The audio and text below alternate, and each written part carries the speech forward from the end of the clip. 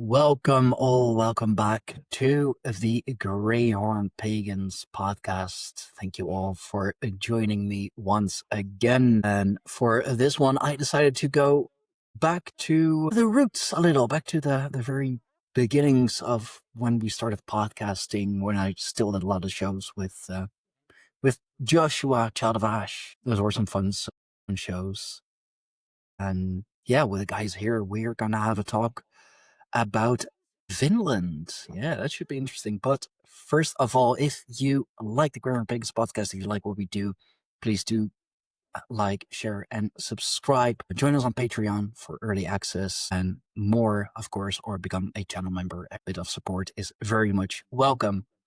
So my guests for today, and I think I finally got your name since you are Canadians, are the guys from the Eh-Soteric Archives. I'm not Canadian, so I'm not going to pronounce it as well as they do.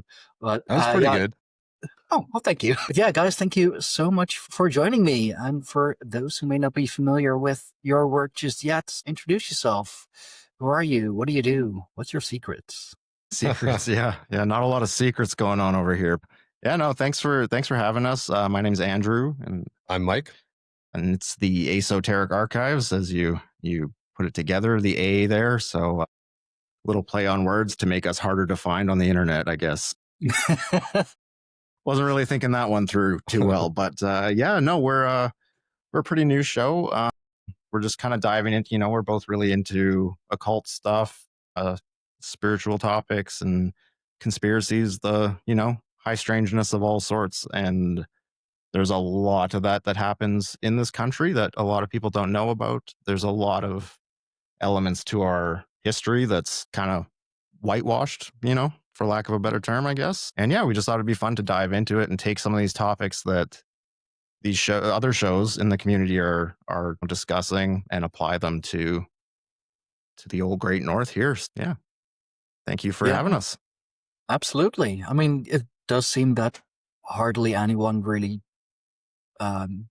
speaks about what is going on in, the Great North. It's all very US centered, and if not US, then perhaps UK, and if not those two, then somewhere in the Far East.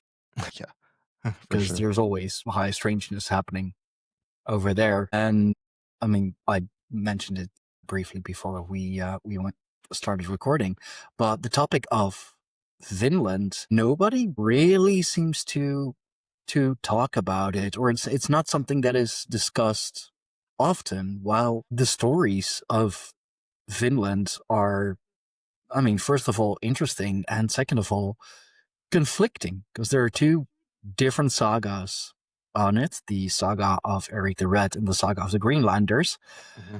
Both have some key points in common, but other than that, the story is completely different. So, like in your, in your research and what you have found, have discovered, like, why doesn't anyone talk about it? Why is it such a really niche part of Viking history that's just forgotten almost? I would think that it's not forgotten about. I think it's kind of been hidden. A lot of almost all, at least in Canada, almost all the historical records were done by Jesuit priests and the church. And I think it's like a lot of other problems in archaeology and things like that today. There's a common thought of how things went, and people don't want to stray away from that. They could, lose their jobs, lose whatever. And I think there's a lot of things that have been hidden. It also could be too, the sagas are they're not talked about a lot here, and they are kind of hard to understand as well. Like you're reading someone else's translation of it. That's true.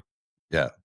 So yeah, I think there's just, Canada, the narrative of Canada and the country itself is really built around Rosicrucianism and the crown. It's like, I mean, our parliamentary system follows a lot of the same rituals that the UK parliamentary system follows. So I think there's just a lot at stake. Yeah, Canada is also very much a go along to get along country, and I think that because of that, people just don't question the narrative. We're very, we love authority here, not necessarily us, but Yeah. very. Not me, but If authorities say something, okay, just be a good person. Yeah, go along with it. Don't question it. Why are you saying anything? Yeah. It's a fear of breaking that Canadian brand of being the polite, nice guys, and Yeah. Okay. Yeah. and it's not even it can't even be discussed as a possibility really in Canada. That's the problem too. Yeah. And I would like to say, like, this, our whole trip down this road started with us just looking at one runestone, and then we found this book called Vinland, or Where is Vinland, from 1939, written by some Canadian guy and James Curran, and that is kind of what led us to this. Yeah, essentially. And through him, we learned about the sagas, but through his lens, because I did not know a lot about it beforehand, other than what's on the show Vikings, unfortunately, and things like that. Yeah, I mean, Vikings, the TV show History Vikings. I've mentioned it often on the show, but that was really my awakening to the European gods. It's still very Hollywood. Yeah, it's still very grimy and dark and everything. It's Northern Europe if it was like really dark. But credit where credit's due. They definitely had the culture, right? The honor culture. They definitely had, right, the the raiding and pillaging. Yeah, it wasn't as what culture hasn't done that? Yeah, right. Yeah, still going on now. True. And it was more so trading, I believe. Like, if you pillage a whole village and burn it to the ground, you don't have anything to return to. Yeah, it's a good point. Mm-hmm. So like, why do that? Like, you want a bit of politicking. It's like, hey, we can burn your whole town to the ground, or you give us some of your pretty ladies, some of your valuables, maybe some some livestock, and we'll just head on home again. Yeah, no, that makes sense. And I mean, like, you made the point about the Viking show, like, it's very Hollywood, and I think that kind of plays into how people like approach Norse mythology and stuff in general, right? It's like, it's a fantasy. It's not, not that it is, but it's viewed that way, right? Like, it's very, it's Disneyed up to a point where people view it as like, oh, it's the same way people approach Greek mythology, where it's all just stories and fairy tales and whatever, but it's, these stories and these myths meant everything to these people. And why would they mean that much to these people if there wasn't truth to them? Yeah, no, absolutely. I mean, they were and are the stories that we tell around the campfire. They are the stories that that we tell our children, and in those stories are lessons that that are supposed to be learned, certain codes, even perhaps, that we need to hold ourselves to and very much honor. That's why the worst of the worst are oath breakers, for example. Because especially as a man, your word is your oath, and if your word is worthless, then you're like, what kind of man are you? Mm-hmm. Yeah, treason's not usually looked upon fondly, right? No, still isn't. Yeah, even though what is treason now, the lines are very blurred. Everything's inverted now anyway, so that's true. That is true. But yeah, Vinland was set, at least, to be in Canada, or one of the Canadian islands, the Dalmatian Islands, if I'm not mistaken, or was it? It was Baffin, right up by Baffin Island. There was Vinland. Well, no, right. Vinland was further south than that. There's lots of speculation. Some people said it could have been down the east coast of the U.S., like as far south as there. But Newfoundland. So there's been a settlement, right, discovered lots the Meadows in the 1960s was discovered, but they said it was just an encampment. It wasn't a full-time living arrangement. And then there's lots of evidence inland from there. The problem is that the climate then was a bit different too. So it was there was going through a slight warmer period, and how Vinland is described as I understand it anyway, is kind of a warmer place than, and there's a journey. The other part about the book was the journey to get there. I think that's what I liked about that book is he uses the sagas explanation of how they got to Vinland to explain why he thinks it's the Great Lakes area. And Baffin Island, as you mentioned, that was, the name is escaping me now. Gigan Gap? I can't remember the exact name of it, but and then Markland was the Hudson Bay area as he interpreted it based on how they described it and what those areas looked like. Yeah. Yeah. There's also, there's aside from his book, there's a lot of ties to the Crown that lead back to talking about, Vikings being here prior to when they were, before anyone else getting here. So Gerardus, what was the map maker's name? Mercador. Oh, Mercador. Yeah. He met with John Dee. The Mercator map. Yeah. So it's what's interesting about him is he was talking to John Dee in the early 1500s, and John Dee ended up being basically like the Queen's mystic. Like he was an advisor to the Queen and all that, right? He actually chose when the Queen was to be inaugurated, like the date based on astrology and stuff.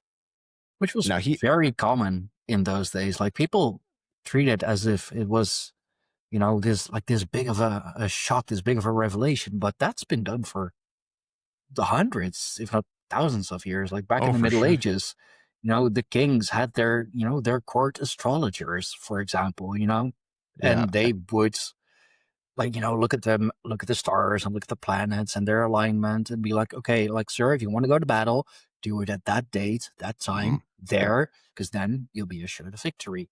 So it's nothing new. Like having your court magician, court occultist, whatever, it's nothing new, really. And it's still happening. It's still a thing. Oh, for sure. But at the time, he had reached out to Mercador to ask for copies of the northern maps that he had drawn, and also information on the northern pole. Yeah. And magnetic anomalies in the area and stuff. And in there, they had a little pen pal relationship there. And this was prior to him actually being involved with the Queen at all. So this was before all of that. Leads into why I think that they came here in the first place. But Mercador told him that there was records of Vikings approaching the northern islands. And it was the 1300s or something. Yeah. Based on the sagas. Yeah, based on the sagas. And then, he becomes an advisor to the Queen, and then and then in charge of some of those expeditions that went out that ended up in Canada. So, it was almost proven before they even denied it. Like, why else would they come here, right? Or know to come here. So it's pretty interesting. There's when you start digging into it, there's more proof that they came here than that they didn't. Is kind of the main thing. Yeah. And if they came here, they for sure would have traded. And that was the other thing too, in that book that I spoke about earlier, there are words in the Cree language for the word that they had for white people or Europeans was men in wooden boats, which there's anyone who would have passed by them at that point would have been in a canoe or something like one of their boats. So for them, that was their word, and they already had that word. French people, the original Jesuit priests who were French, said they already had this word. Where would it come from? Right? Yeah. They obviously had traded with them, and there's stories of them trading with them in their oral culture as well. Yeah. The last one was saying that I think the biggest, not problem, but the sagas and native stories were always done orally. There was no written word until Christianity came and they started writing it down. So yeah, on that note though, there is Cree symbols that they've found that match very closely to runic writing. So, whether that's just a coincidence or whether it was influenced by that, who knows, right? I mean, it would make sense that the Vikings, or at least, the Vikings as a broader term, Yeah. broader people, the seafarers, they are known to be explorers. I mean, so yeah, it absolutely makes sense that if they find a landmass or even, hear about a certain, very large, very lush landmass. And I imagine if you're like a bit further up north in Canada, the climate is very similar as to that in Scandinavia or Iceland or Greenland. So, they would feel right at home. Mm-hmm. They are traders. Like, we know that they went as far south as I believe the Syria border, like Israel-Syria border, Mm-hmm. just by boats, indeed. So yeah, absolutely. They would have, found Canada, or what is now Canada, and they absolutely would have settled there. Like, it also doesn't really make sense to, like, keep pendling back and forth or just have a temporary settlement in a land that is so large and so lush and fertile, and like And took most. you so long to get to. Yeah, that too. Yeah, no, we've traveled, for weeks or months even, because they got blown off course. Took them months to get there. But yeah, let's just set up a temporary residence, temporary village, Yeah. and then by the time we, are at strength again, have managed to rebuild our boats, we'll just go, and in the meantime, we'll explore a bit. No, why would you? The story too is they say they stopped like at the St. Lawrence and didn't go any further inland, and I don't see that happening. I don't know why they would do that. I don't exactly what you said. I don't know why they wouldn't continue to see what's there. They were explorers, right? Yeah. Especially if they felt it was part of their fate or duty or to keep pushing forward. It's odd to me that they just came. The stories that they came and then left and visited once in a while. Yeah, I don't believe it. I mean, they've never done that. I mean, even in No. the Middle East, they became part of the Varangian Guard.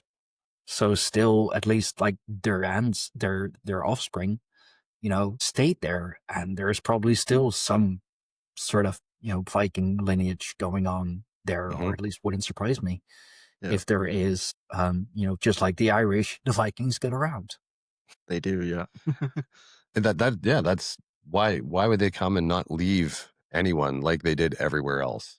It's not something we even talked about on our show about it. Yeah, we didn't get into we didn't get into that, but it's like, I mean, if you really want to dig into it, you can start drawing comparisons just even between like indigenous beliefs and stuff too, right? It's very rooted in the same things that paganism are rooted in. It's all about nature and the creator and tree of life stuff. You know what I mean? Like it's all connected. And finding your own way within that too, right? It's not so structured and rigid like you have to, like you were mentioning before. Yeah.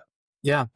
No, it's all very animistic. I mean, my wife has some Native American heritage, so she is very much into the spiritual side of all of it. And I have definitely seen and drawn my own comparisons between, Norse Germanic paganism and native shamanism or native spirituality. It's both very much animistic. It's indeed, it's about the land and the land spirits, appeasing the land spirits. You could say that the totem pole is sort of a tree of life in a way as well, sort of an Yggdrasil type thing, perhaps, with, gods and ancestors and all of that. A lot of the same, or similar rituals, like the Mannerbunde, for example, sending young men out in the wild, or young boys out in the wild to fend for themselves and become men. It's definitely something the natives did as well. So yeah, there's a lot of overlap between those two. And if you, as explorers, if you find people and like you see them do things and like you see them build things or having built things that you would recognize, you would make and keep contact with them, even if you don't speak the same language. I mean, in a way, you do. You speak the same literal, symbolic language. Well, and yeah, I mean, it could have been a much more like peaceful encounter. Contrary to what people say about the Vikings, my thought is that it probably would have been a more peaceful encounter than when the Europeans came over, obviously with their imperialism and stuff. There was an intent behind that. But I mean, if they were just coming to explore new lands and trade and learn and whatever, like, yeah, maybe there was no battle or anything to speak of, and that's why there's no real history about it, right? Because Yeah, that's a lot of the time history is written around conflict. yeah, that's true. I mean, I'm sure there have been some skirmishes, Oh perhaps. yeah, I mean, people are people, but yeah. Yeah, of course. Yeah. Um, like, I don't know, like Eric looked at some native wife a little funny, and her husband didn't agree. I mean, Vikings will be Vikings. Yeah, yeah, yeah. But there may have So been more common ground there yeah, than. absolutely. And that's another thing in the sagas that I read and heard about. Um the first group, I believe, encountered a large group of native people in canoes on the water, I believe, and they Yeah. like held up or like what was it, like the natives made some kind of a noise, and then the Viking group like held up a white shield because they came in peace, and there was like an understanding right away. Mhm. And then when things got a little heated, they held up a red shield, a gold shield, just saying, which meant, hey, we're dukes up. Yeah. And that seems a little odd, perhaps. I mean, how did they, like, first of all, how did the Vikings like right away understand what probably the yell was that the natives made? And how did the natives like right away understand that white shield meant, hey, we're good, no harm? Mhm. It's just, I mean, Without any, they yeah, would without have any made prior contact. understanding. Yeah, yeah, Yeah, they would And have it could made have been, contact for sure, but going on for a long, long time and just passed on through both yeah. traditions, right? And One yeah, thing, I guess, yeah, like news travels too, right? So if they were heading down that path, there's a good chance that maybe the word traveled faster than they did. And so by the time they got to their next stop, it was like, oh, by the way, watch out, these long-haired guys with horns are coming. I mean, yeah, the native scouts were very, very quick, very proficient. Yeah. So yeah, that's definitely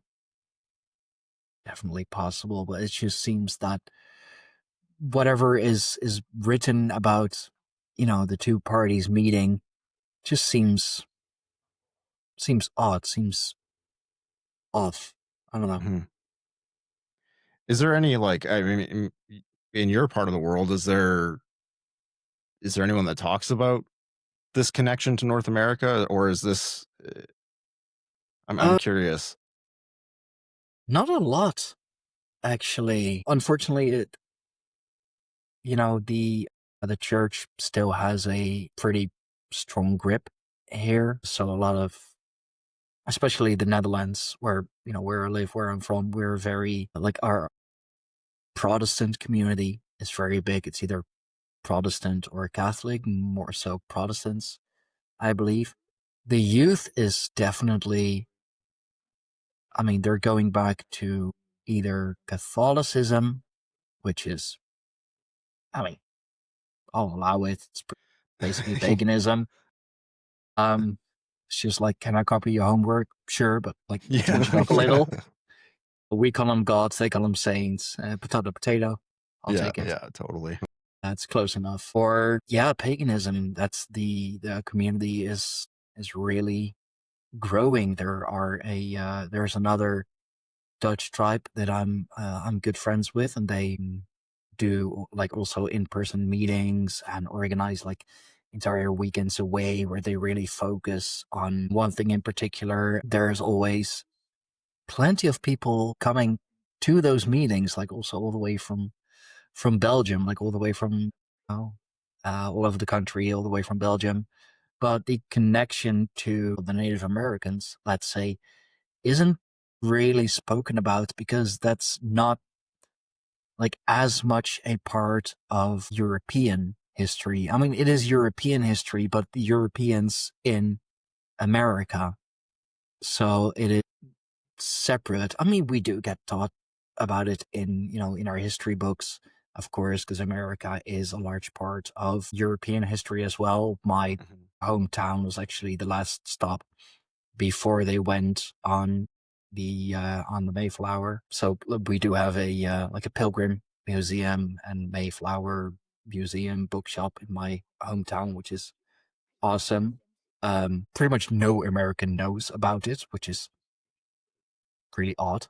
My wife's American, of course, and she didn't know that the place where I grew up, where I've lived for 18, almost 20 years, was the last stop for those traveling to the new land. Like, I believe that most Americans are in the understanding that it's England, America.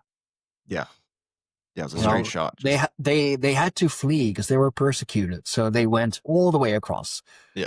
No stops in between or anything, which, I mean, if you're really that badly persecuted, then you gotta scatter a bit first before you congregate again. Yeah, you zigzag, right?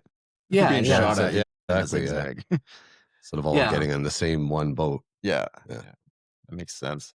And a lot of families also decided to stay because they built a new life for themselves here in the Netherlands or wherever they may have found themselves, which is also a thing that not many seem to know. But yeah, our spiritual history is very much Protestantism, if we're going just a few hundred years, and Celtic, because, as I mentioned, the Irish, they got around literally and figuratively, and the Celtics wasn't just on the British Isles. The French, the Gauls, was also part of the Celtic kingdom. The Romans have there's a big history, even here in the Netherlands. We have a lot of Roman remains are being found. They didn't like our country as much because it was very marshy. Yeah. When they got here, the Netherlands has always been a marsh land. So, if you're from sunny Italy, then I can imagine, like standing ankle deep or knee deep in, cold marshland. You're like, yeah, those flip-flops they wore I'm wouldn't good. not gonna hold up too well. Yeah, exactly. It's cold, it's wet, it's grimy, no, like no fruit trees whatsoever, pine trees, a lot of oaks. Yeah. So, so it's a little cold here, but they definitely left their mark here.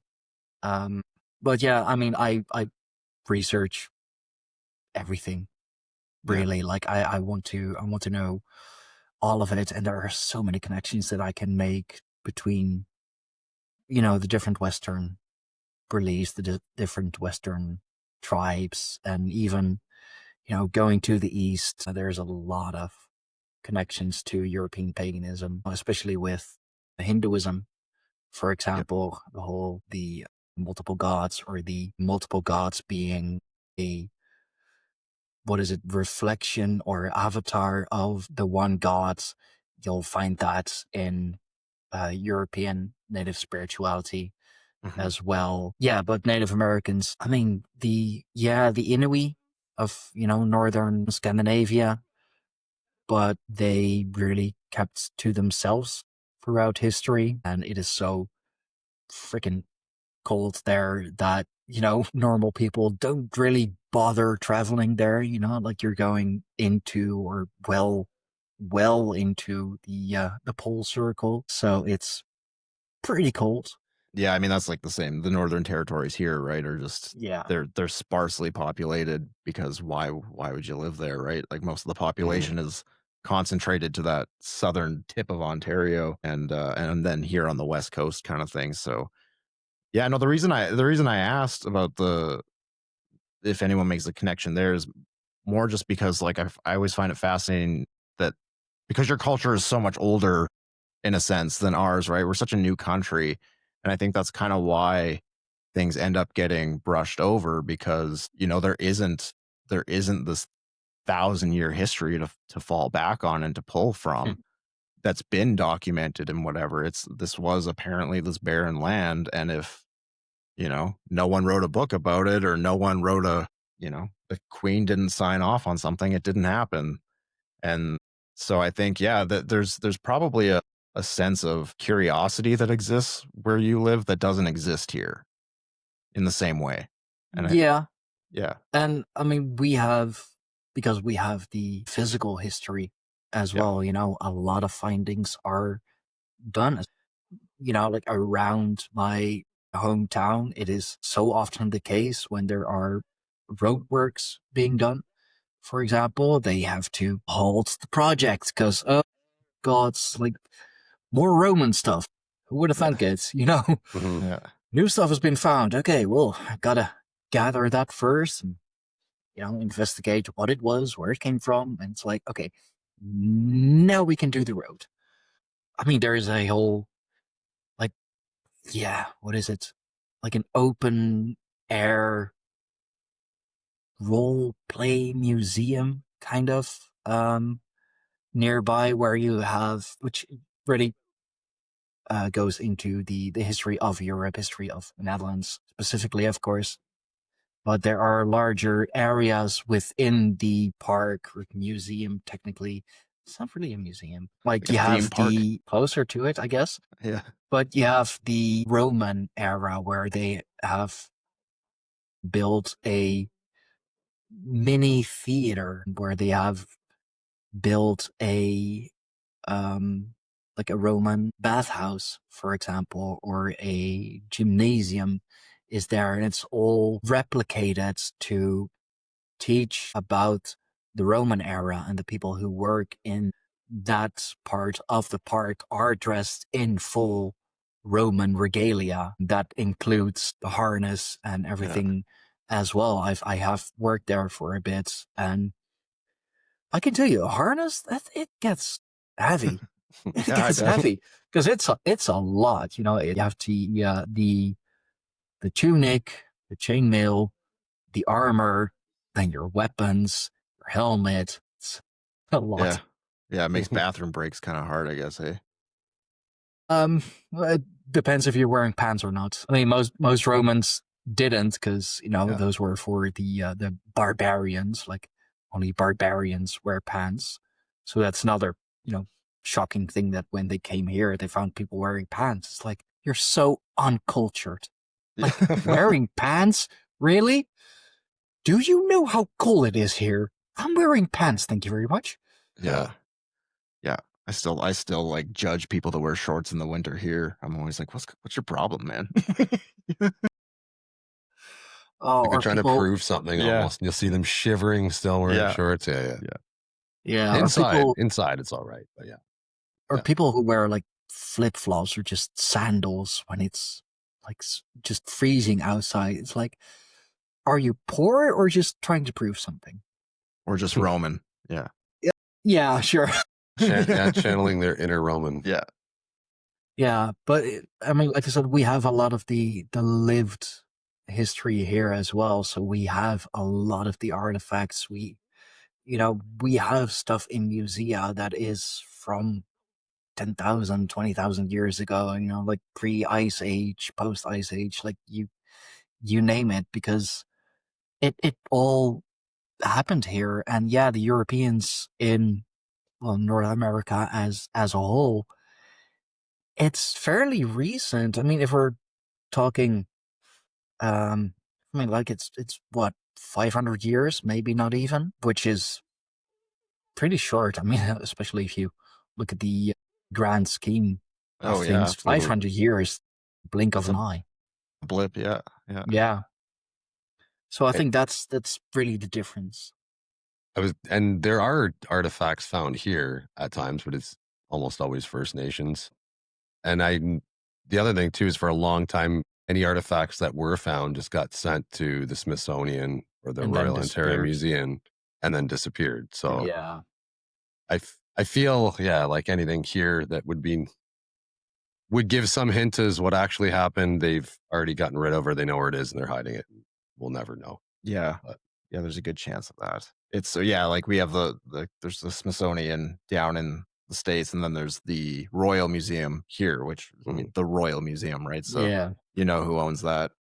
yeah. And it's all, if you go to any of them, they're all set up very similar. Like if you go, they're in most major cities in Canada, and if you go there, the main exhibit is always the history of Canada, and it goes back to like First Nations, and then from the 1800s forward, like that, Yeah. and that's about it.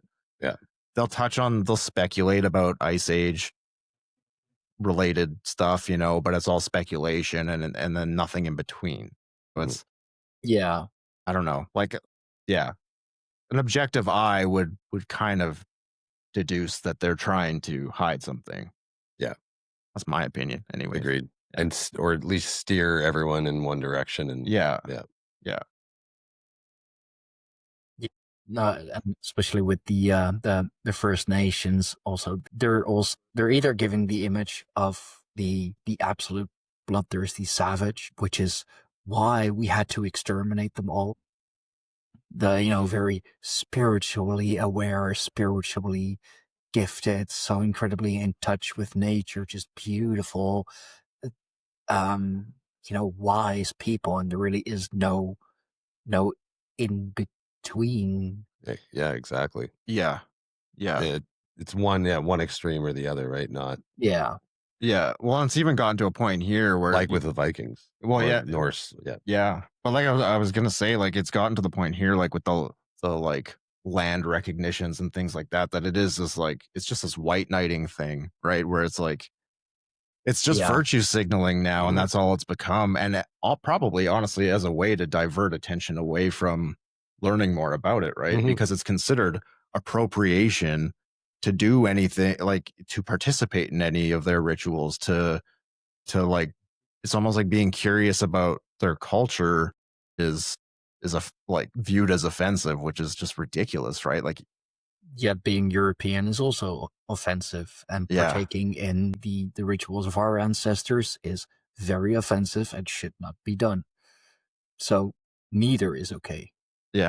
yeah, it's just all about control, no matter what. So, Yeah. And agreed. well, that's probably what's so threatening about the Vinland, theories and stuff, is it's like the way people talk about the Wild West, and everyone, that was they were doing their own thing and under no one's control really, until their culture was sort of, stomped on. But they were taking fate into their own hands, and I think that's, yeah, I don't know. Just to me seems like that's a story you don't want spreading if you're trying to build a control mechanism. You don't want people having that story in their head that you can just find new lands, and you can just, follow your destiny and be an explorer. They don't want people doing that. Especially if it's peaceful, really, Mhm. mostly peaceful. You're just curious about the land. You want to settle there. You want to know the land. And if there are people already living there, you're gonna communicate with them because they already live there. They know the land better than anyone else. So if anyone knows how to survive there, it's the natives. Yeah. So of course you would befriend them at the very Mhm. least. And yeah, over time there would be some intermingling for sure. People things happen. And like what just came to my mind, do you think that because it would have probably been more so the hero's journey than just slaughtering our way from east to west, would that also be, or could that be one of the reasons why the later colonial settlers in the US have created such a violent history to also have that be the main thing that the Europeans did instead of the Vikings so many hundred years before having a peaceful coexistence? I think that's a possibility. Yeah. Yeah, I mean, Yeah. one is definitely like a sexier story, right? Like people like conflict, people like bloodshed. It's like it's one of those weird things that humans do. Is I always say I'm not a big gore horror guy or anything. I've never really understood why people like to be scared, but they do, and people are drawn to, like, that's why people love World War history and stuff like that, right? Like people get really, really into it because it's a better story than they showed up, they got along, they shared elements of their culture, intermarried, and lived happily ever after. Like, that's cool, that's awesome, but It's a nice fairy tale. yeah. But there's no, like you said, the hero's journey. There's got to be some conflict in there, otherwise it's not a journey. Could also just be a claims thing, right? If they'd been coming here for 1,000 years beforehand, they could maybe have a claim on the land more so than the English or the French or the Spanish at that time. And even now, right? We have land claim things going on still today in Canada, like right now at this moment. So some of the First Nations bands are like staking claim to the land, and the courts are actually siding with them on full cities. Like so people who own homes in these areas are not able to renew their mortgages and things like that because the land is no longer technically privately owned. It's now owned again by the First Nations. It's called they're calling it the land back movement. It's done through, was it UNDRIP? UNDRIP, which is a government organization. Like it's all orchestrated, right? And in my opinion, to sow division between like, European Canadians and the First Nations Canadians, because for a bit there, I feel like there was more of an understanding and a like embracing of Canada's culture coming through, and then it was just like, no, divide. And now you have all the like hard, rightfully so. If someone comes and says, I own your land and you can't renew your mortgage now, like, yeah, you're going to be a little pissed off. Like, and you're going to be kind of like angry at the people that are doing it to you. And if that's a whole tribe of people, then. And not the people who made it possible to exactly do so. Yeah. Right. So, and then on the other side of it, the First Nations people, it's almost like they're walking into a trap because, to them, it's we're getting our land back, but at what cost? And, it's going to be really interesting to see where that goes for sure. Yeah, because it happened to the city of Richmond, and that's a big. Yeah, and Kamloops, the entire city of Kamloops. Yeah, well, they're taking Kamloops to court next, I think, based on that decision. Yeah. Crazy. Yeah, it's pretty wild. It would be like, early Norse people like being like, actually, no, this is our land. We were here first, and claiming it as their own. It's just kind of wild to me that these land battles still happen. They just happen in the courts now. Yeah, and those are, it's all happening behind closed doors. Yeah, of course. That's also because, sorry, I was just in BC. There's like the province that we're in, because every province, I believe, independently signed treaties with the First Nations. And BC, there's like over 90% of the province has not been.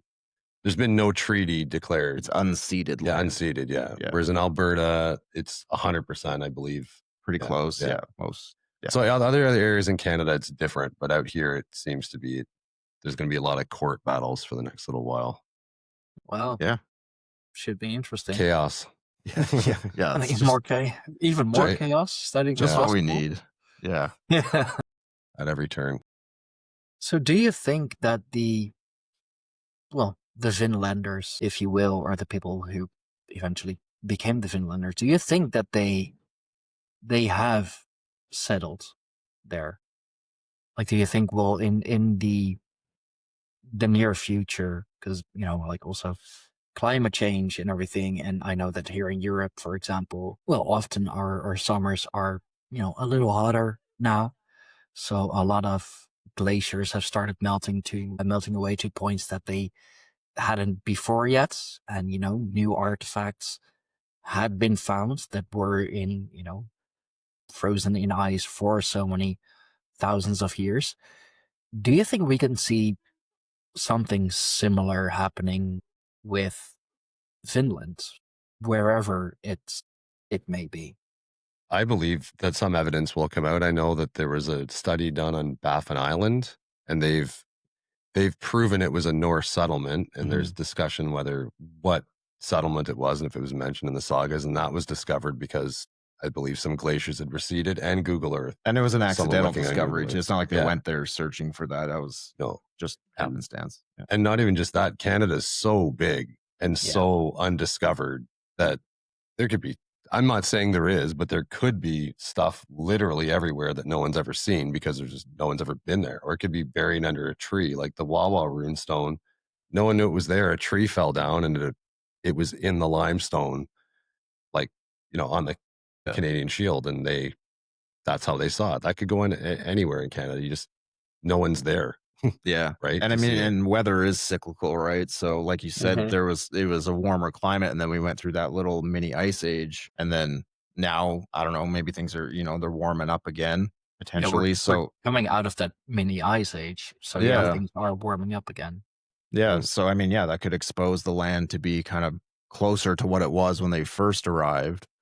And anything that's been, like you said, though, Canada's so big and the terrain is so rough too. I mean, like, even where we live, like, good luck trudging through the forest here, like, good luck. There's bears, there's wolves, so I think there's just a lot of places that people just choose not to go. And maybe at one time when that's, when everyone was living in the wild more so and stuff, it wasn't as big of a deal. But for now, like, there's a lot. I mean, I mentioned the Northern Territories, and it's really just research groups up there. It's not, there's obviously small communities and stuff. There's teachers. My sister's a teacher, and she got a job offer to go up there. She didn't take it, but like, she would have been the one of two teachers in the entire like Wow, city, okay. like their region, right? Like so it's so sparsely populated. And if you go up there, you're going up there with a research grant, and a lot of those, like, there's NDAs around them and stuff, so you don't even know what they're looking for. I like to think that as this country ages and people break out of whatever spell we're in right now with this brainwashing hypnosis state that this country seems to be in, I really hope that people find that sense of curiosity again and start to question things. And like, because that's what's real in life, is politics, bullshit and stuff. That's not real life. No. That's not what humans were put here to do. No. We're spiritual beings, in my belief, so and that's been very much dampened here. People it's not a very spiritual country, as I'm sure, even in compared, like, you say like, oh, well, it's a very Protestant place where you live. Like, I couldn't even pick a religion that most people are here. They're mostly an agnostic. Like, no one really cares about that. Not a lot of people wear it in their sleeve or discuss it. It's not an overly religious place. I don't think it ever has been. Really.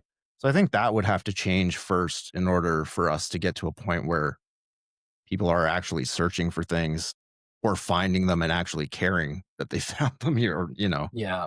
Or the polar ice caps melt and there's Hyperborea. Yeah. Boom. There we go. Yeah. Right there underneath it. There the whole time. I would so love that. Yeah. I would so love that. I mean, that's like when you brought out the Mercator map, like my mind kind of, went to that, and the black rock in the middle of the North Pole with the four. Mm-hmm. Yeah, there's always a black rock involved, a black cube or something, right? Like, yeah. Black pyramid.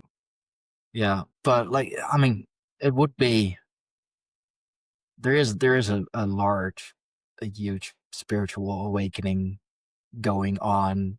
We've definitely seen that over the decades. That's why some are of the understanding that the world really did end in 2012, because it seems that ever since then things just haven't been the same. Mhm.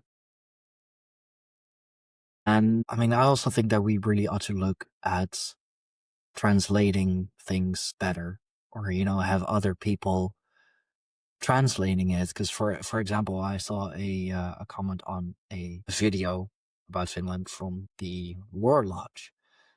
Really good, um, great channel, absolutely. And the commenter was mentioning that a lot of people, rightfully so, translate Vin to wine because vineyard and all of that. Yeah. But the old Norse translation for Vin would actually be meadow.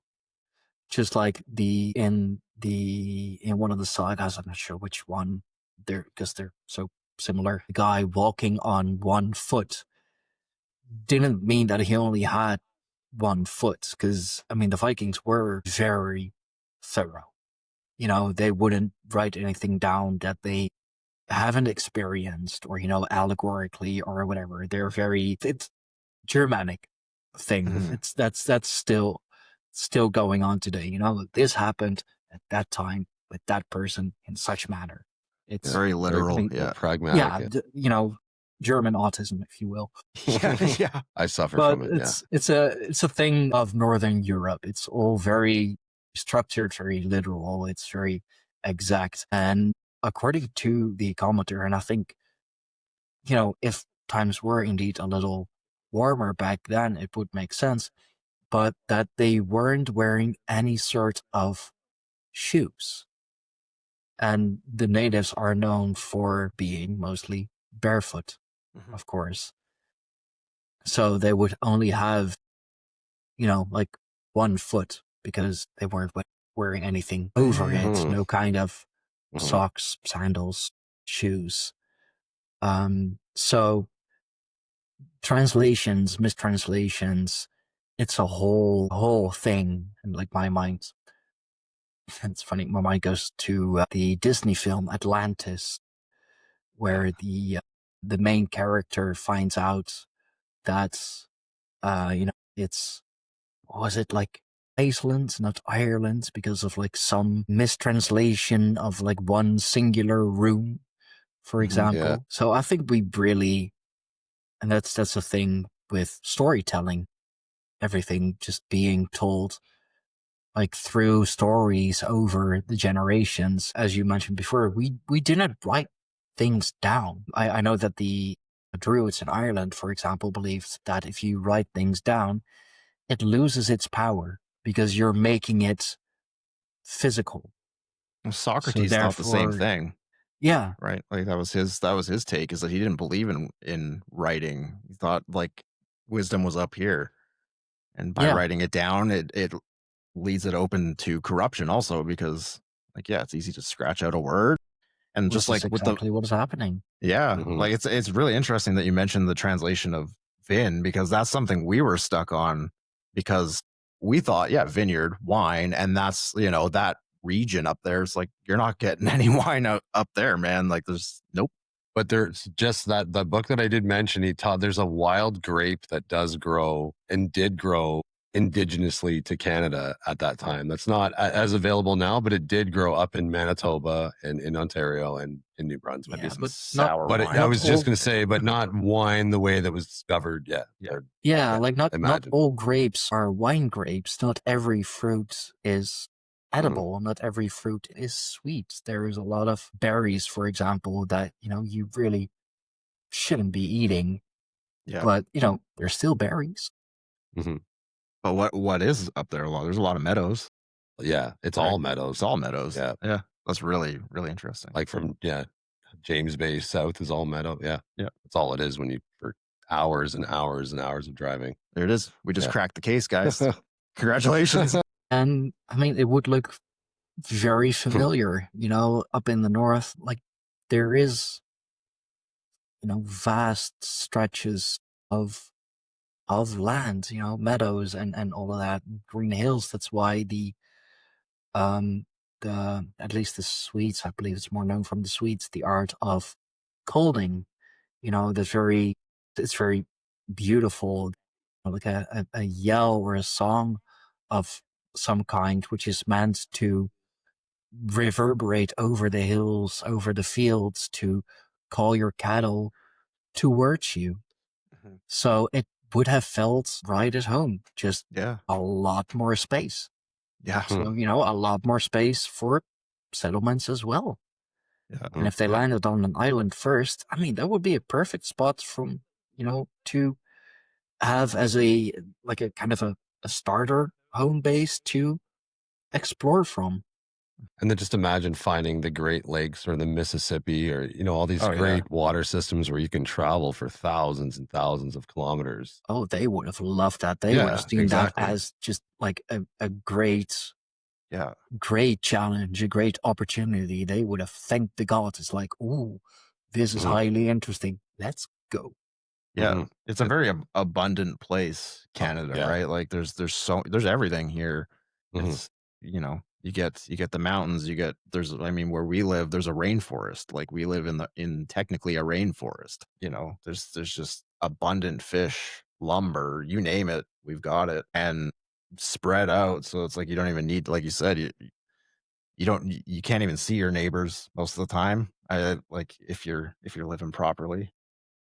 And I couldn't just them seeing Lake Superior.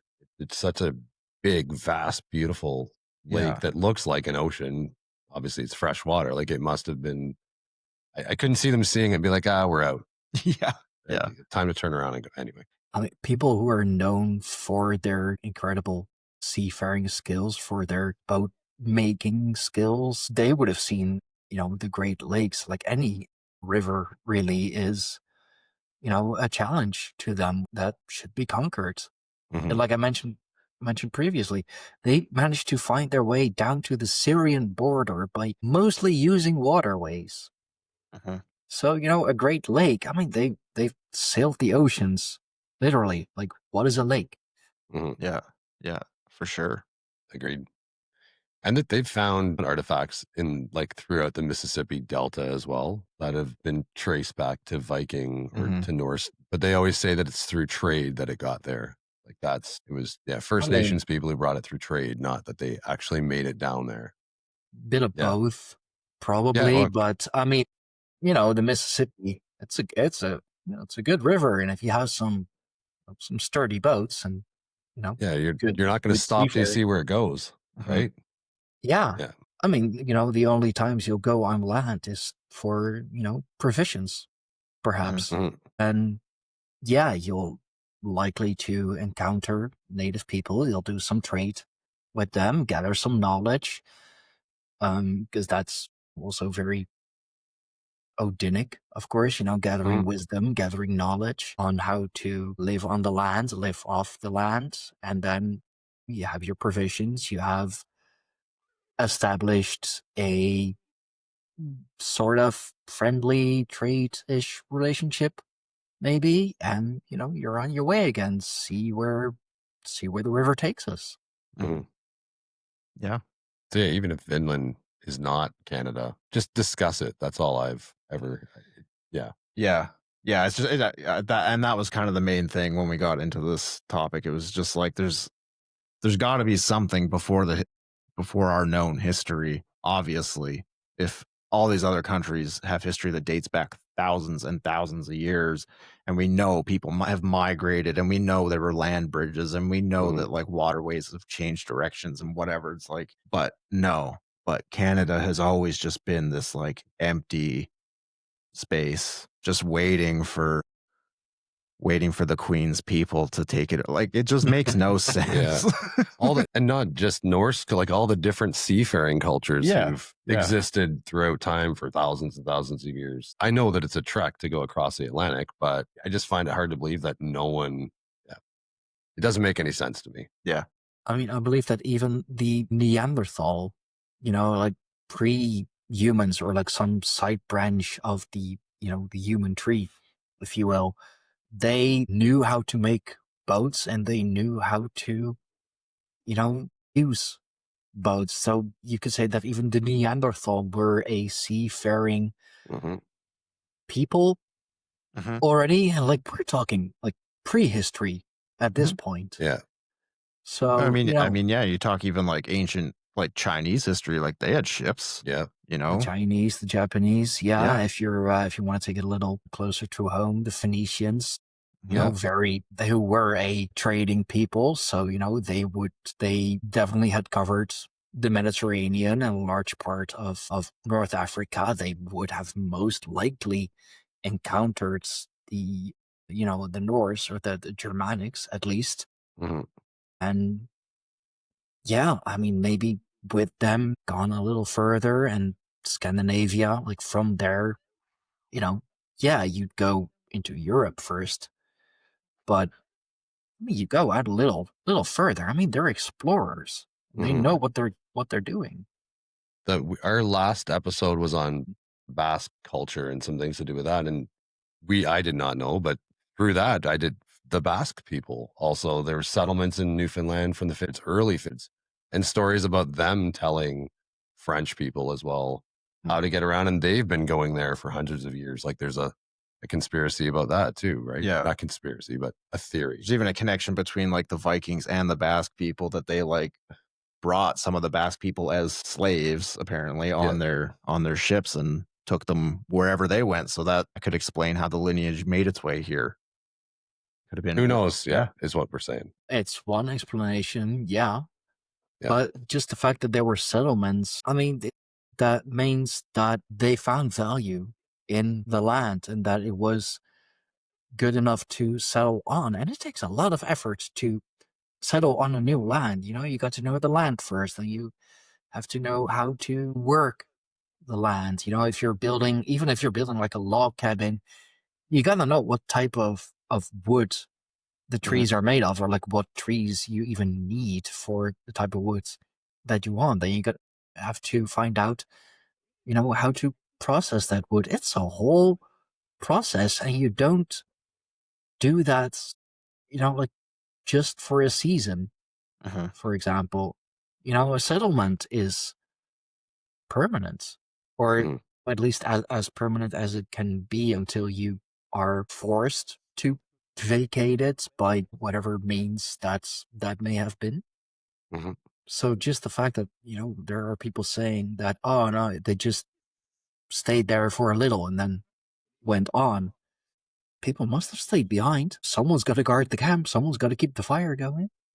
Yeah, I mean they were seafaring nomadic, but not in the same way that like the Mongolians were nomadic, where they would, like literally just set up tents for a short period of time and then continue moving, right? Like these guys were known for settlements. That was part of their skill set, was actually establishing land, not just traversing it, I mean, that's how they, how they conquered Britain. That's how they managed to get into the royal family of France. That's why Mhm. Viking artifacts are found all over the world, because they were nomadic, absolutely, but they were settlers. Mhm. They were looking for places to settle as well, gain knowledge, gain, trade relationships, like everything that Mhm. we've mentioned before. It's what we do. It's what we're known for. Yeah. Yeah. And it would make sense why they would want to wipe out history of that, right? Or knowledge of that. Yeah. I kind of have this like sort of umbrella idea that like most of like history just sort of rebrands itself as we go, right? And I think that's kind of what the European Christians did, is especially when you see the connections between like pagan beliefs and, maybe not in the grassroots Americana Christian kind of thing, but in the European Christian approach, it is very hijacked from old world beliefs and sort of repackaged and rebranded, and then with a little bit more control on top. And I kind of feel like that's happened throughout history, probably several times. I mean, who's to say, no offense, but who's to say the Vikings didn't do that with a previous, culture, and then they just evolved that and rebranded it into theirs. And that yeah, it's just there's always so many connections between religions, between cultures, between just everything that there has to be more.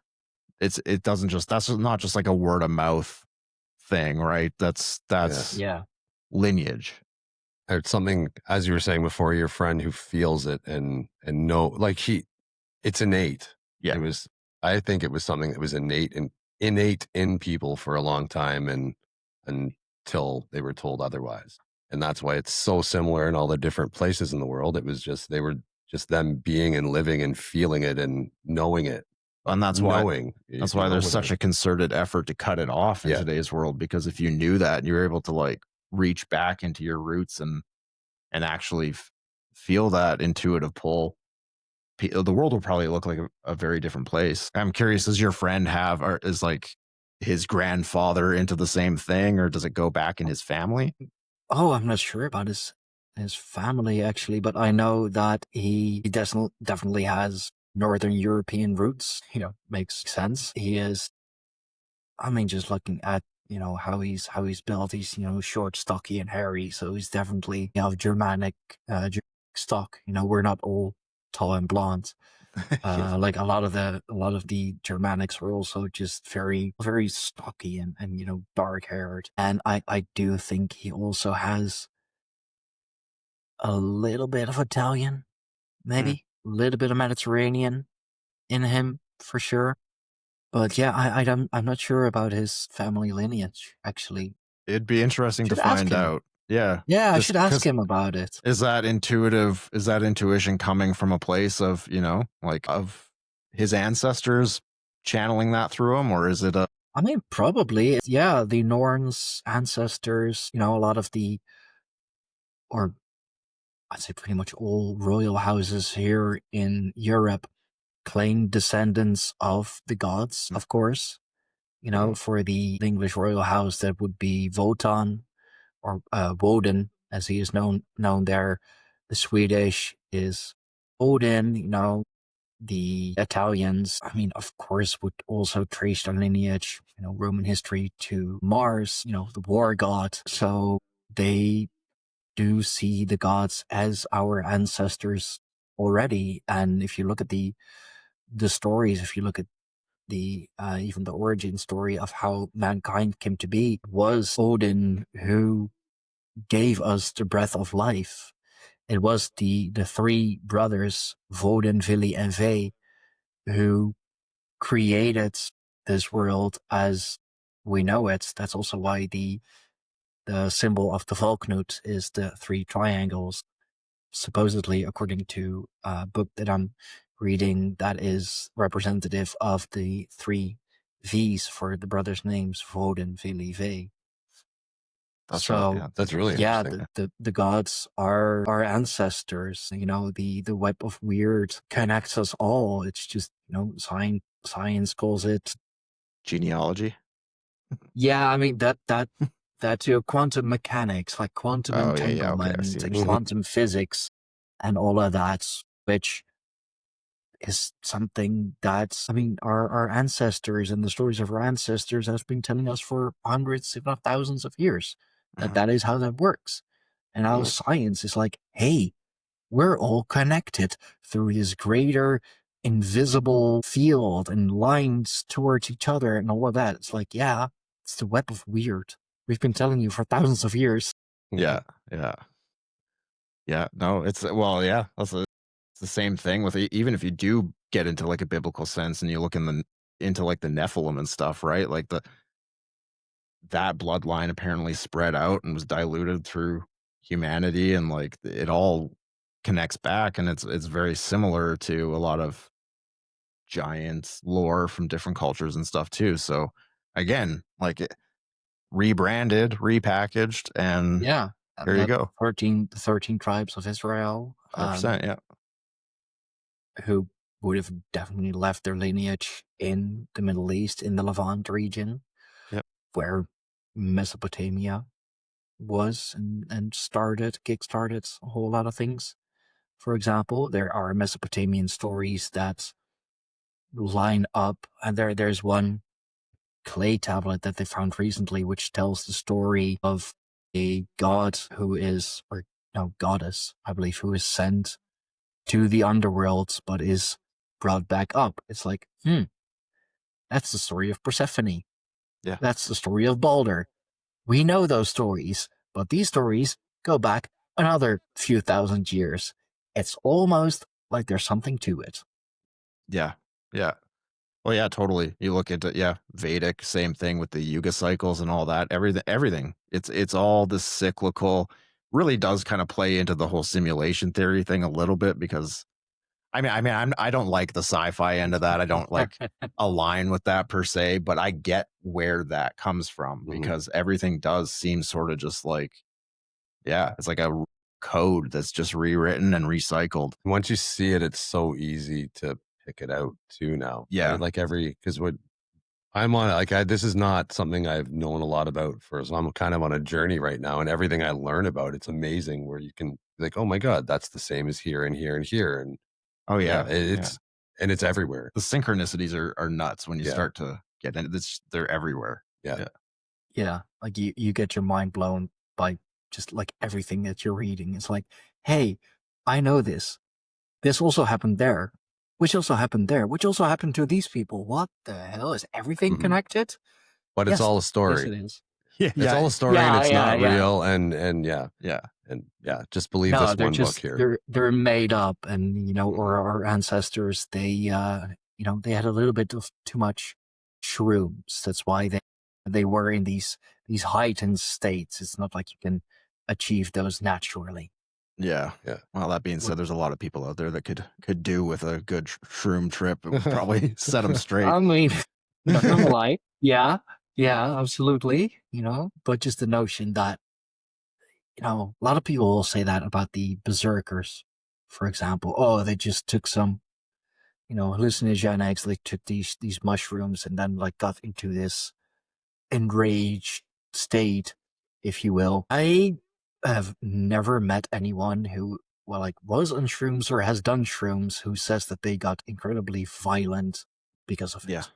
That is something that is inside of you, or that you channel from somewhere else. It's not like some funky mushroom makes you feel like this indestructible warrior. Yeah. It'll bring up the shadow of your shadow self, if anything, but that's that's not that's not the same thing. No, I mean, if you encounter your shadow self, I've definitely encountered my own shadow a few times. I don't really feel like pillaging a village when I see that, when I feel that happening. I just want to, curl up and be like, no, please. Yeah. Any bad trip I've ever had has just resulted in me crying. For me, it's I always rip my clothes off on the last bad trip I had, I ended up naked in a forest. All right, I'm not doing much. But I wasn't angry. I was just, anyway, that was a long time ago. And I said the last bad trip. Okay. Last bad trip. It's more of always self-reflective, not go take on the world. It's, BS, more BS. Yeah, I know that what you were talking about sounds more like that's like a demonic possession type thing. That's a Wendigo thing. That's the Wotanic spirit. That's the Odinic spirit. He is the god of the wild hunt. He is that, the rage god. If you read the stories of Wotan, I mean, in his quest for ultimate knowledge, ultimate wisdom, he has done some things that, are not as great, let's say, but really the ends justifies the means. And if that's what he had to do in order to, attain more wisdom or gain, favor from someone who could teach him that, and that is what he had to do. There were no limits. Like I said, the god of the wild hunt, it's, the storm of, Wotan or other kinds of gods, goddesses, and mythological beings that our people were warned about. Like if the wild storm is riding through the heavens, stay indoors, because if you're swept up by the wild hunt, you're never seen or heard from again. So that is the Wotanic spirits. Yeah. And also maybe very animistic spirits. That's why, you have the two kinds. You have the berserker, the Ulfadnar. It was either a bear fur or wolf fur. They would, through the Botanic rage, also embody the spirit of the wolf or embody the spirit of the bear. Very animistic and very much also what the Native Americans did as well. Absolutely. hmm Yeah. Yeah, it's identical Yeah. to it. Yeah, Yeah. No, for sure. different names, different. Yeah, hmm Well, and Yeah, even yeah, like they have like if the indigenous here have the Wendigo, which is like it's a mind virus, right? It's what overtakes you, and when it risks overtaking the entire band if Mhm. it's not dealt with, you know. And it gets dealt with by a shaman. Yeah. same with the Norse. Yeah, Same with the berserkers. You had the shaman who is whipping them up in this frenzy, and then also he's the one who eventually has to get them out of it. I mean, just another thing. Exorcism. Yeah. Yeah, that's how the church calls it now. Yeah. Oh, I never even thought of that. But yeah, similar. Yeah, sure. Yeah. I mean, yeah. Just voluntary, if you will, Yeah. I guess. Yeah. of a voluntary possession. Another cover up by the church, making it into something bad, something dark, Oh yeah. demonic. Like everything is demonic, according Yeah. to the church. I So know. tired of it. We're back in the satanic panic era for sure. Yeah. Oh God. That's why I, you know, prefer to stick to the spiritual, the supernatural, the esoteric, occult, Yeah. because otherwise everything is satanic or Luciferian, and people are just throwing those terms around because they really don't know what it is. Oh, this is Luciferian. No, it's satanic. Oh, it's the same thing. No, it's something else entirely. But okay, fine. Yeah. But like I said, right, the Christian movement they've got a good PR team, right? Like Man, the best. the best. Yeah, yeah. yeah. So I'm not shocked. And like I was raised Christian. I went to church as a kid and stuff, and I kind of sympathize with people that are sort of stuck in that worldview, because for the most part, I think it is just people that like crave community and want some sort of like spiritual meaning to life. And a lot of them were just like normal people, right? There's a lot of musicians, artists, there were lawyers, doctors, whatever, right? Just normal people trying to raise a family and have their family be involved in something that's not secular, because like while we're trying to avoid the demonic thing, there absolutely is a demonic push in certain areas of culture, right? Like that's undeniable. Sure, yeah. But it's finding the balance in there and figuring out who's, where there's an actual like motive and agenda, instead of just like gnosis and knowing thyself, right? Like Yeah. there's a distinct difference. Mhm. But just to not, not poo poo on the Christians totally. They know not what they do. Right. And if it works for someone too, I don't know. For me, as far if it works for someone, it's not for me to say anything otherwise. But I can also talk about what's true and what the facts are, and Oh yeah. at least as I Yeah. see them, right? Yeah. There's truth hidden in everything. So there's Mhm. truth hidden in Christianity, of course. 100%. Absolutely, there is. Yeah. And it's, sorry, I was just going to say it's as much a part of all the other things, you know what I mean? There's a lot of Old Testament stories that are very Oh yeah. close to all the other stories we've been talking about today. Right? Yeah. Absolutely. Yeah. The most part of the Viking Age, they were Christian Vikings. That was after the Christian conversion, Uh-huh. if you will. So that's also why I'm kind of questioning, like, why would the church of all want to rewrite those stories if they were, I mean, like, if anything, like, wouldn't you want to rebrand them as kind of crusades? Perhaps that is until you get into who the church is run by, how it's run, and everything. Currently reading Machiavelli. Oh yeah, and yeah, that also I'm still in one of the first chapters, but it already exposes a lot of how politics and the church will forever be connected. A lot of times the Pope is not the most high one or the most religious one. It's politics. Yeah. Well, even the conversion of the Vikings to Christianity, like that had to do with trade. It was basically like you either convert or you don't get to trade with us anymore. And they were like, well, and when I was reading into it, like that's the reason why a lot of, like, if you look at like Iceland, there's a lot of Catholics there, but a lot of their rituals, like you said, they're very pagan in nature. And it's because they rebranded so that they could still trade and like, not fall off the face of the earth. And it just, but they just, okay, well, we'll just hide our culture in here then. Yeah. Kept the old ways still a little bit. Yeah. So. And also it's so funny. Our ancestors, they were of course told about Christ and his miracles and all of that during the first bit of the conversion.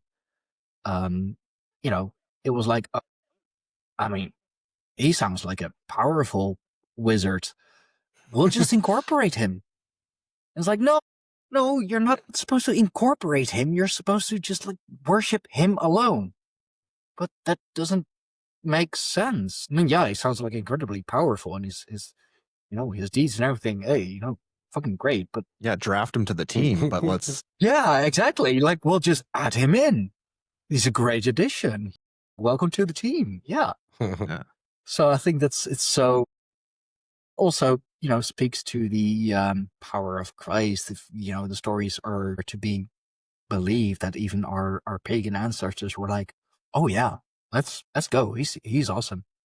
Yeah, that's why I'm very fortunate to that in our tribe we do have a Christian. One of my moderators is Christian, Soraya, but she is like one of those like very true Christians. Like, she accepts that I'm a pagan, that my wife's a witch, that she's part of a pagan tribe, but she doesn't try to push Christianity on us. I mean, she'll share teachings every now and then, which is fine, but she is not like actively trying to convert us, because that's not it's not what Jesus did. It's not what he taught. He taught love and knowledge and wisdom and everything. And she sees, that we are trying to do the same. We are trying to, well, as you mentioned, be that community, be that tribe. That's why she is okay with it.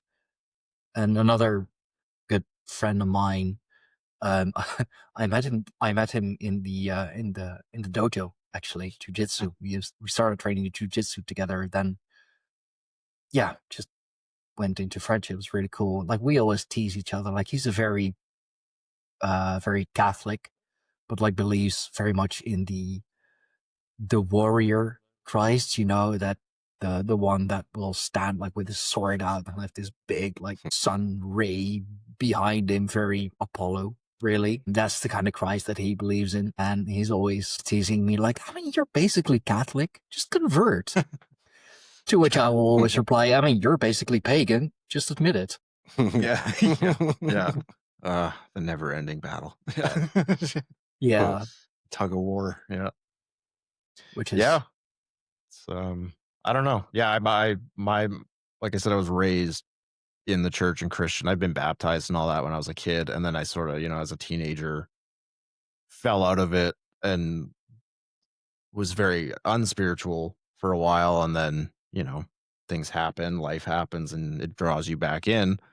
And I even coming back into spirituality, not from a Christian lens, but I still I have a couple Christian friends. One of my friends is like Orthodox and very old school with that. And, I like totally respect and some of the stuff he says. And I think that as long as you're viewing like Jesus didn't want people to worship idols. So why would you, that he wasn't wanting people to worship him as an idol, right? It was That's what Divinity he was within. actively fighting against. Yeah. Yeah. Listen to my words. That was all it was. It was just, I think I figured some things out, guys. Here, I'm going to teach you and tell you about it. What do you think? And, when people have good ideas, people gravitate towards them. And that's really, I think, all it was. And then, but like anything, you see an opportunity to control, and there you go. Someone's going to take advantage. That's the kind of shitty part about human nature, and like the apathy of humans too, because to be a good person, we think, oh, well, I can't have like an imperialistic view. I don't want to be the one that's telling people what to do, but there's always going to be someone that is there that wants to tell someone what to do. Yeah. And your apathy doesn't really like help with the checks and balances of that. Does that make sense? Yeah. No, you're absolutely right. There's always going to be people who do want that, and who see what you're doing and are like, that's mine now, and I'm going to use this for for myself. That's why I feel that you should be actively fighting against it. You should. Part of that is also, and it's perhaps very cheesy to say so, but do your own research. Mm-hmm. I know even that has now kind of been, occupied, or kind of been taken by, certain groups, or has gotten there's a certain energy now behind that. Do your own research. Oh, you're one of those. Yeah. What's your source? TikTok? So what if it is? Yeah, the internet, for crying out loud. Yeah. But don't just take anyone's word for it. Even like with what I'm doing on the podcast, so many different people, so many different stories. Find out what works for you. And if you feel that, and a lot of people will and have disagreed with me, or have told me in the comments like, hey, you said that actually it's a little more nuanced, or it's a little different than how you have told it, because it's this and this and that. It's like, thank you for for helping me, because that also helps my understanding of things. And like, I want to tell it right too. Like, I don't want to accidentally spread misinformation, or say the wrong thing. So Yeah. please do challenge me, do challenge the things that I am saying, but think for yourself, don't just repeat others. Yeah. Yeah. And I think intent comes through pretty naturally too. Yeah. Like you know what I mean? Well, I think we're at the end of the day, we're all kind of trying to get to the same place of understanding, and just like, know what it is, what this like being human thing means. Because I guarantee you it's not about going to work. It's not, Yeah. it's not about that. It's not about what's new on Netflix this week. Like it's about this stuff. So I think, yeah, there's when it's done with the right intent, I think it's totally reasonable to question everything. I was going to say that too. Yeah. Yeah. Question, treat the way that the comment was left should be the way with everything, right? If you think something should be brought up, bring it up. If you want to find out more, give information. Hey, just so you know, and when you're wrong, own it. Yeah, 100%. Yeah. Yeah. And know enough to know that you don't know everything. Yeah. I mean, right? that should be like step number one in this journey, is just like, all right, I know nothing. Let's just start from that space. Yeah. And even what you do know could change at any moment based on new evidence or new right? information. No, absolutely. And that's how it should be done. Nothing should be set in stone. No. Unless it's a runic. Yeah, unless it's a runic. Unless it's actually set in stone. Yeah, okay. Fair enough. No, it was I keep forgetting which Greek philosopher that was, but he said, the only thing that I know is that I know nothing. Yeah, for sure. There's the saying too that like a prophet has no religion. Like if you're truly a prophet, you don't subscribe to any one belief. You can't. I think, yeah. So all those ones, those prophets that seem to know it all. Yeah. Shysters. Yeah. Yeah. Usually grifters, the original grifters. At least. Yeah. At the very least. So yeah, also with the topic of Vinland, there's much more to be found out about it. There's much more to be researched about it. We didn't even really know where it actually was. So yeah, I do encourage everyone to indeed look it up for yourselves and see what these guys have to say about it. Yeah. I'm sure we'll have other parts on it, other episodes as we dig more into it. And yeah, if you ever want to come on the show, man, and chat about this stuff, you obviously, you know a lot more about the culture than we do. We're just, I'm just over here babbling, but we'd love to have you on. Yeah. I'd be very pleased to come on. I always love sharing about my gods, about my culture. And, if people are curious, just, hit me up, where to find me. And where may the good people find you and all that you guys do? We're on all the podcast platforms. The Eh-Soteric Archives. That's Eh-Soteric. On Instagram, it's at Eh-Soteric Archives. I think X is the same. We're not very active on X. I haven't figured that one out yet. I was gave it up back in the Twitter days, and now I'm trying to get back into it. So we're on Rumble. I post all the full episodes on Rumble. We're gonna start up a Substack here right away and start diving a little deeper into things and providing some sources and stuff, some pictures and some more details that you can't get into in an hour. So yeah, that's about it. We're new to the community, new to the game, and just having a lot of fun. And yeah, thank you for bringing us on. This was a really fun chat. I really appreciate it. Thank you. You're most welcome. It's my pleasure. I always love having these kinds of conversations, and especially if you're relatively new, I'm always willing to provide a platform. So yeah, thank you guys very, very much. I will, of course, make sure that all the relevant links are in the description box down below.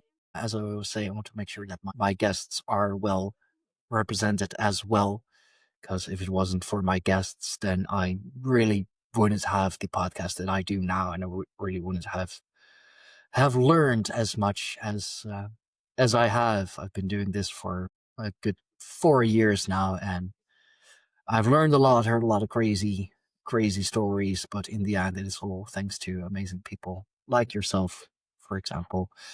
And of course, my wonderful subscribers, because what use is having a podcast if nobody subscribes to it? It's just talking into the void. And it only gets scary when the void starts to talk back.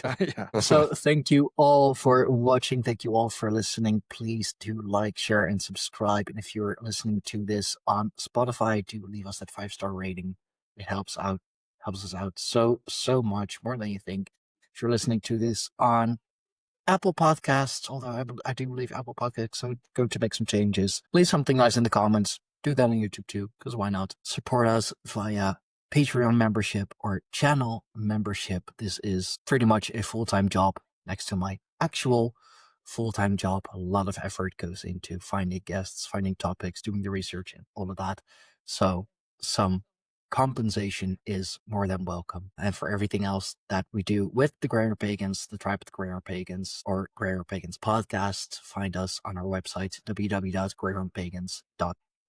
So thank you all, guys. Thank you again for coming on. This has been a great chat. So much to learn, so much more to figure out. So yeah, it'll be an ever enduring quest to find the answers to life's greatest mysteries. So for now, I will see you all next time. Have a good evening, good night, good morning, whatever it may be to you. And yeah, until next time, everyone. Bye-bye.